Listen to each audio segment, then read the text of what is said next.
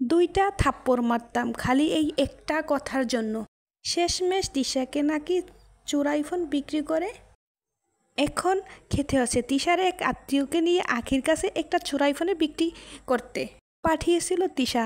এবার লাইভে এসে আখি তিশাকে উদ্দেশ্য করে তিশার সম্পর্কে এই কথাগুলো বলল। ফোন নিয়ে কি ঘটেছে বিস্তারিত জানতে হলে পুরো ভিডিও স্কিপ না করে আমাদের সঙ্গে থাকুন। হচ্ছে আমার কাছে একটা চোরাই ফোন বিক্রি করতে আসছিল, তার মানে কি যেন বলে, মানে ভাগ্নে না যেন কি ভাইগনা। ভাই জেসমিন এত খারাপ কথা কেন বললো?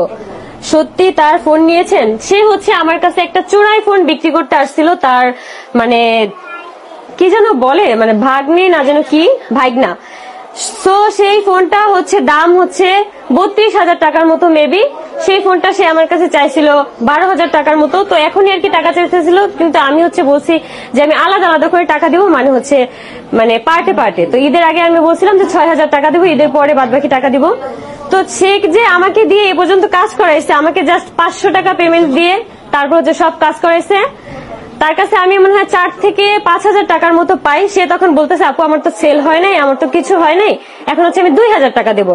পরে আমি বলছি যে অবশ্যই আমার টাকাটা দিয়ে তারপর হচ্ছে ফোন নিতে আসবা, কারণ যেখানে আমি 5,000। আজকে পোস্টটা দেখা আমি এই মহিলার আমি পুরা মানে কি বলবো, আমি সহ আমার অ্যাডমিনরা সবাই কাশকি খেয়ে গেছে যে আসলে কিভাবে সম্ভব। আমার যারা আমার পরিচিত আছে মনে করো সবাই বলতেছে যে সামনে পেলে ঠাডায় দিল থাপ্পড় মারতাম খালি এই একটা কথার জন্য।